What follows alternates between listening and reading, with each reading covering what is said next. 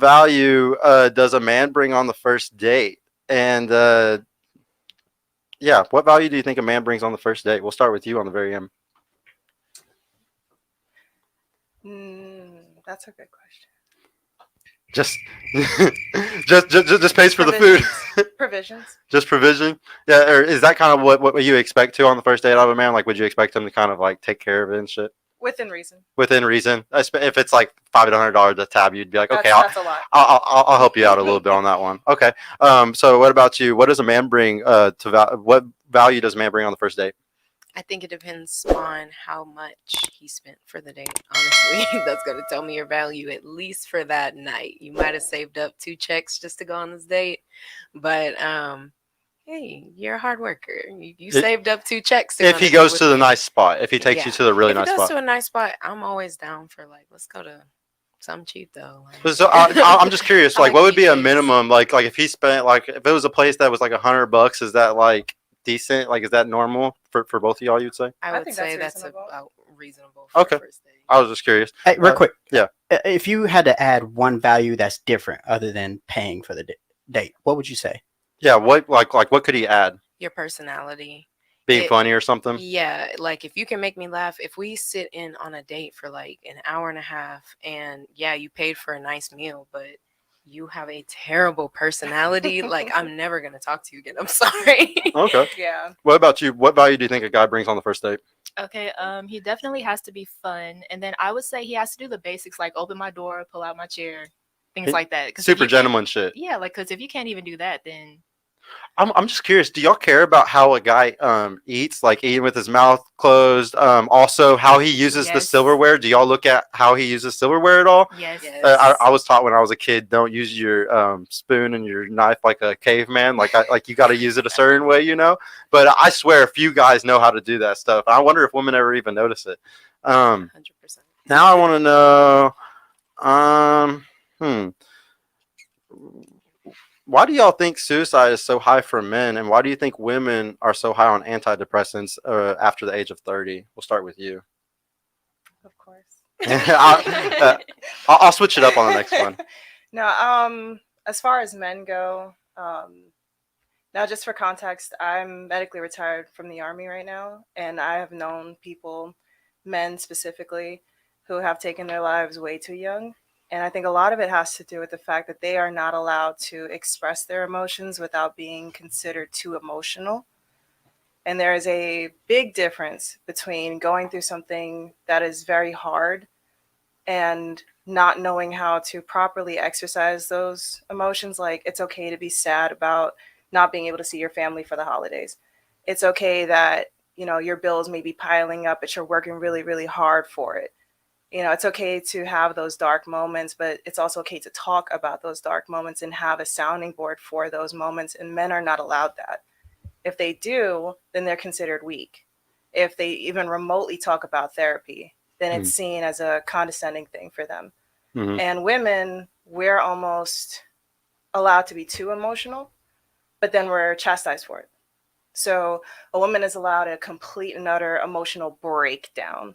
Mm-hmm. But then people will say, okay, we're okay with you being crazy, but once you get to like breaking windshields and slashing tires crazy, now we have to put you on medication. Yeah. And so that's why you think they're on antidepressants, is because they just get too emotional, like too crazy? After 30, we're told we're old now. I make the joke that I'm old now that I just turned 30. It's all downhill. Over the hill. Yeah. But society has pushed that once you hit 30, you lose your value. Yeah. And so if you're in my situation, I'm single, I'm recently divorced. So now it's like, okay, I'm 30, I'm divorced, I don't have any kids. Where do I go from here? You could see how a woman would end up on antidepressants in your situation. Absolutely. Okay. Well, so the reason why I want to ask that, or no, actually, I'll ask the rest of y'all. So why do you think suicide is so high for men, and then antidepressants for women after 30? I think for men, it's because and I think this is men and women as well, but for men specifically, they see what other men are doing on Instagram. They see that they have the girls, they got the gym body, they got all this stuff. And for some reason, maybe they're predispositioned to it, or they're just too lazy. Maybe they're overweight. Something like that. Yeah. They don't have the same thing that they're seeing these guys that they have, like that can cause somebody to definitely have self-esteem issues and, want to do things like that. I can't speak to this though with the women, but I do think that women are on antidepressants a lot because of postpartum depression. That's a real thing. A lot of women 25 to 32 that's when you have your kids mostly. And I'd say that's when you have your kids, I've seen postpartum depression. It's not a good thing. So a lot of women decide to go onto antidepressants to try to remedy that. So And then they stay on it. yeah. Okay. What about you? Why do you think so many guys commit suicide, and why do you think antidepressants so high for women? I feel like with men, since society says, well, the majority of people say that men are supposed to be protectors and providers, and you're supposed to be logical. They don't allow men to have a balance between logic and emotion. So it's just like, oh, suck it up. You're supposed to be a man. You're not supposed to have feelings or show any weakness. So I feel like it's that. And then with women, I feel like they just throw pills at women because no one actually tries to teach them how to be self-aware or how to regulate their emotions. So it's just like, oh, you're crazy, you're emotional, get on these pills, instead of, no, let's figure out why you react the way you do. Why do you feel the way you feel? Instead of just throwing a band-aid on it almost? Right. Yeah. Okay. Like Yeah, I would agree with that for sure. So what I wanted to bring up with the suicide thing for men, one of the big things, like y'all all kind of said, like guys can't really talk about their emotions. The big thing that I like to talk about here is we don't need guys talking about emotions because an emotional man is a dangerous man. That's why they end up killing themselves, is because they're too much in their emotions. But one of the big reasons why it's happening is because you need to think about the average man in America. The average man in America makes, $40,000-$50,000 a year. He's only 5'8", 5'9". He's probably overweight or somewhere close to it. That's just average in America today.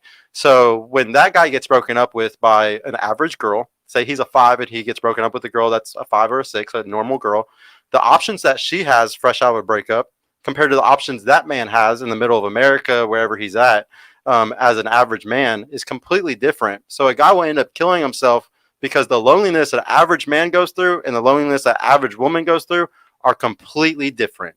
That's why a lot of them end up killing themselves, is because they are so truly lonely and disposable to the point where there's nobody that would even look at them other than that one girl before that. And that's why they end up killing themselves more at a higher rate. And like y'all are saying, though, you are right. Guys can't go cry to anybody or talk about it, really. And therapy doesn't really work for men. Usually what you need as a man whenever you're really sad is just somebody to be there to hug you or touch you or something like that. And there's nobody there for a lot of men. Like, that's why therapy is dangerous sometimes, is because you can't touch the person who you're talking to. You can only talk to them.